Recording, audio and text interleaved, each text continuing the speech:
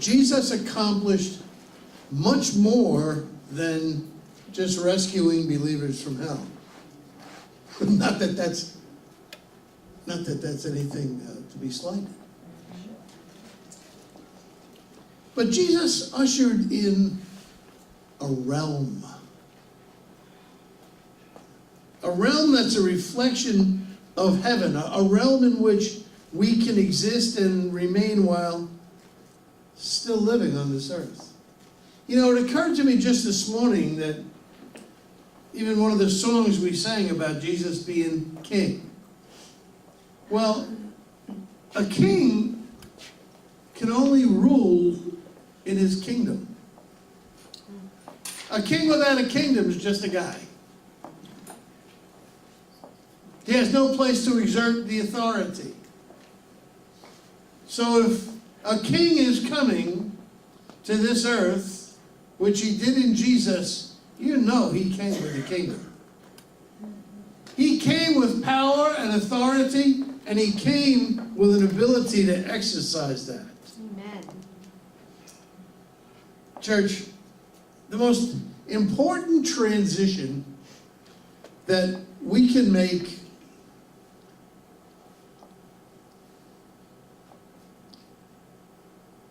is intended to occur while we're still on the earth, not after we leave it. Amen. Listen, we need a thought revolution. We do. Our thinking has got to change. We have to begin to think with the mind of the Spirit and not with the mind of our flesh. I want you to hear something interesting, that Jesus said this to Peter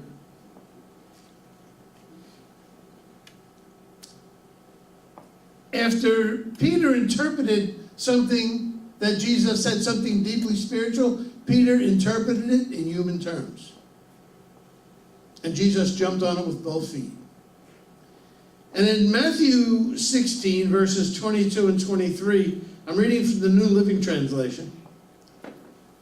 It says, "But Peter took him," meaning Jesus, "aside and began to reprimand him for saying such things. 'Heaven forbid, Lord,' he said, 'this will never happen to you.'" Now listen to this.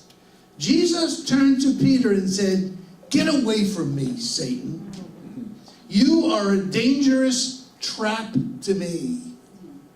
You're seeing things merely from a human point of view, not from God's." Amen. This is from the New Living Translation. Church, we need to begin seeing things from God's point of view. Amen. You know, Jesus made men cognizant, but not necessarily understanding, of the supernatural heavenly realm.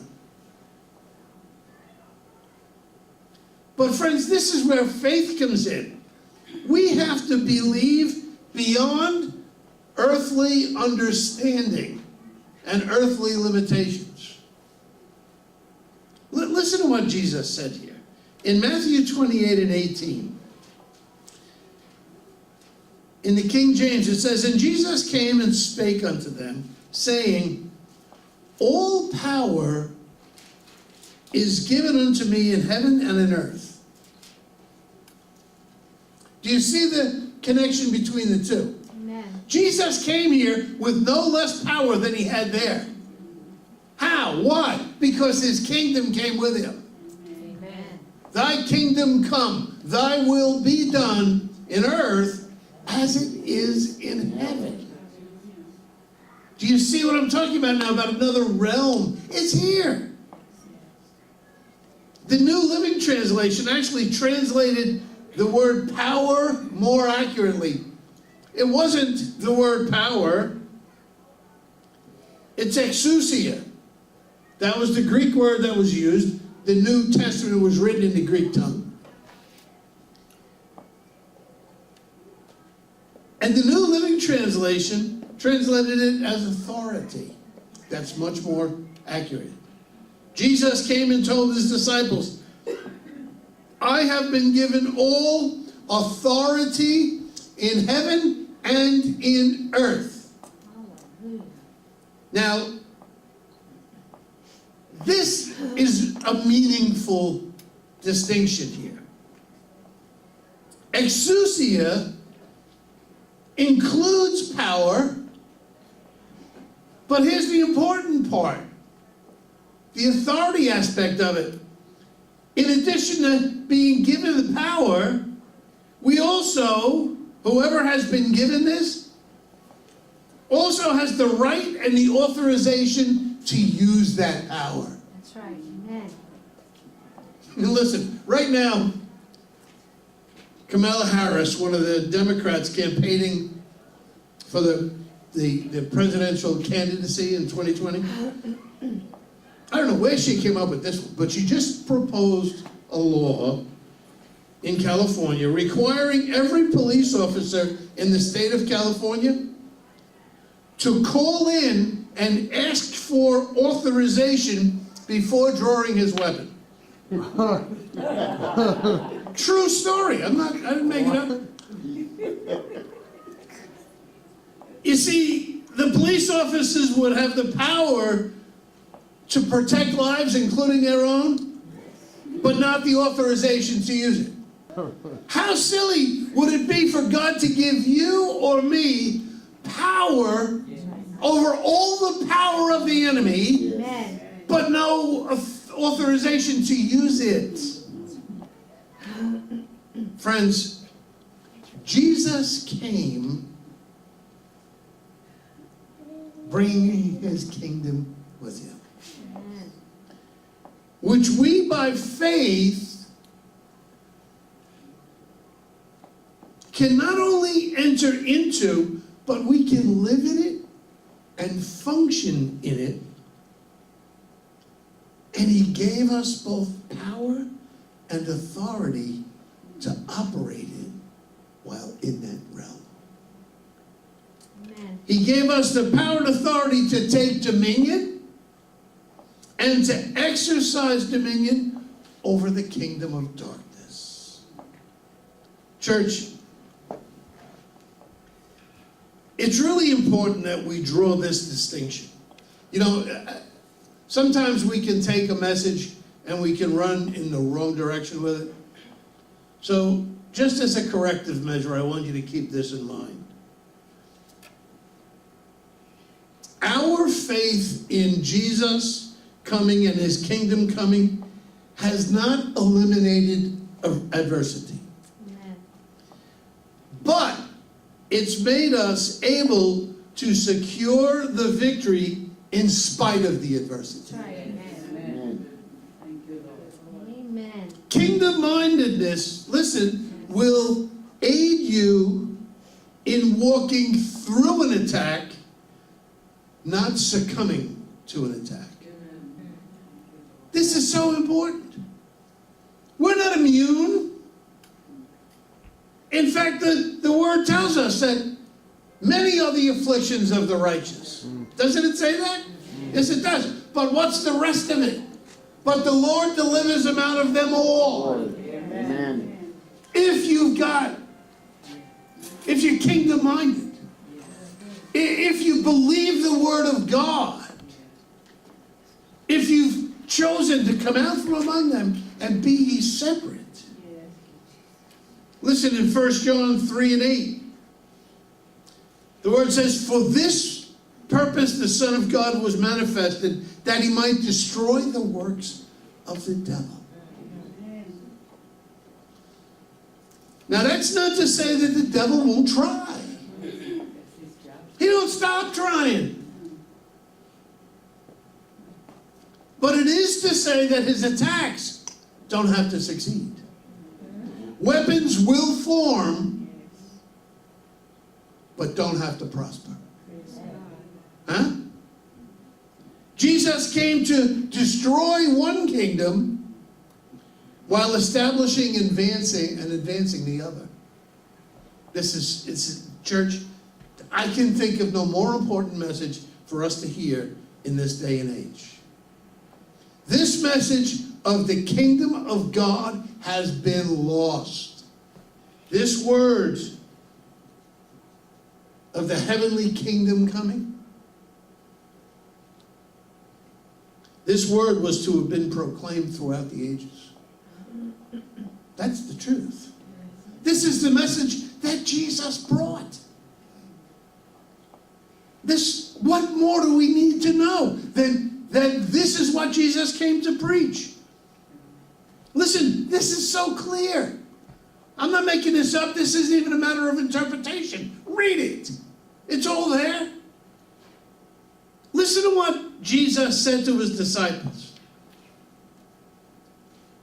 In John 15 and 19 in the King James, he said, if you were of the world, the world would love his own.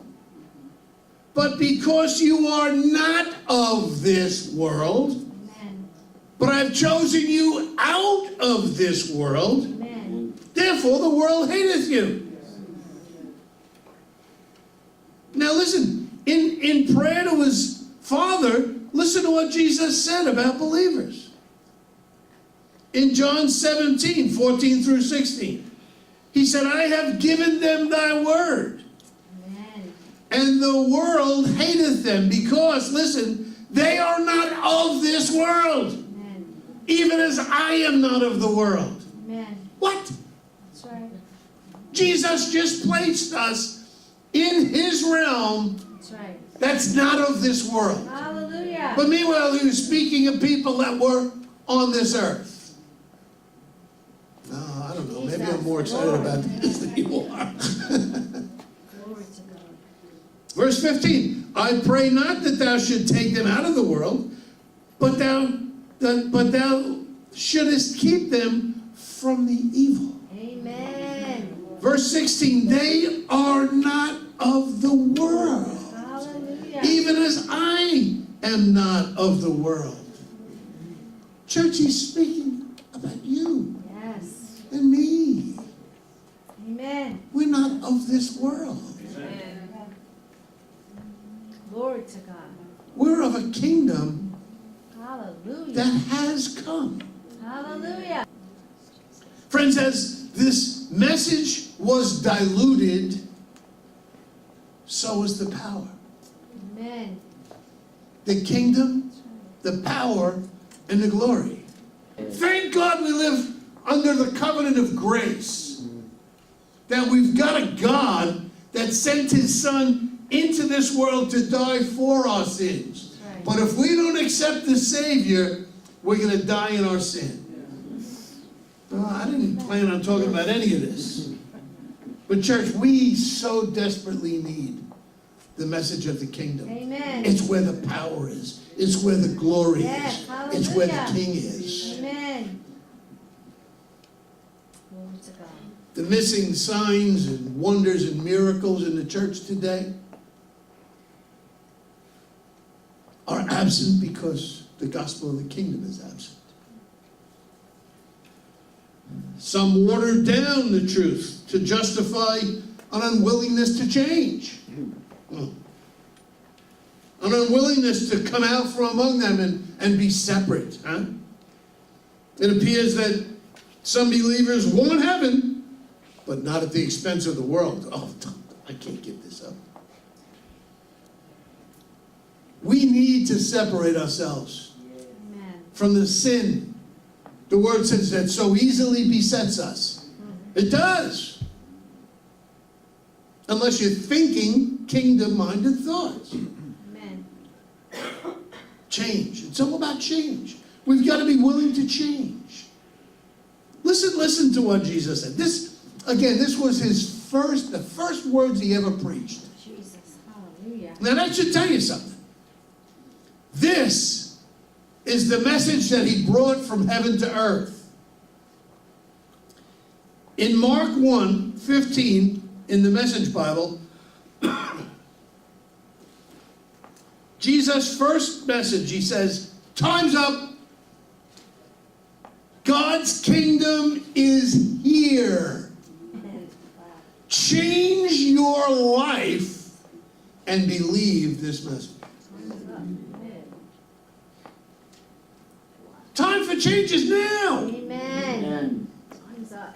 This isn't a time for excuses. It isn't a time for compromise. It's a time for separation. Amen. It's a time for you to say, it's time to leave the old man behind. It's time to come out of the kingdom of this world and immerse myself into the kingdom of heaven that Hallelujah. Jesus brought to this earth. Yes, Lord. Thank you, Jesus. But there are those that don't want to hear the kingdom message because they really don't want to come out of the world. They don't want to change their life. They want both. They want their cake and eat it too. But friends, the distinction clearly exists. We must choose. Yes. It's one or the other. The word says, I set before you this day death and life. Choose life. Yes. Hallelujah. He didn't say I set before you black, gray, and white. He didn't say one is life, one is death. Oh, and there's another in between. No, it's one or the other. We have to choose. Listen, there are some popular verses that when we put them in context, say a lot more than just what we're accustomed to hearing. In 1 John 4, verses 4 through 6, again from the Message Bible, it says, my dear children, listen, you come from God and belong to God. Hallelujah. You have already won a big victory over those false teachers. Listen, for the Spirit, capital S, is in you and is far stronger than anything in the world. Hallelujah. Do you see the distinction Yes, again drawn great. between you and the world that you used to live in? That's right. God is great. These people belong to the Christ-denying world. They talk the world's language, and the world eats it up. But we come from God, Amen. and we belong to God. Anyone who knows God understands us and listens. The person who has nothing to do with God will, of course, not listen to us. This is another test for telling, listen, the spirit of truth from the spirit of deception. Good word. I want to live in the truth. Yes. Yes. And the truth is, we've got to come out of that world. Because we don't belong there anymore. We belong to God. We're of God. We come from God. Yes. Hallelujah. And it's His kingdom in which we're to live. Thank you, Jesus. Friends, Thank you, Lord. the God of this world, small g, has deceived many, even the very elect. If He can blind us of the truth of the kingdom of God, then He can keep us from the power and authority of the kingdom of God.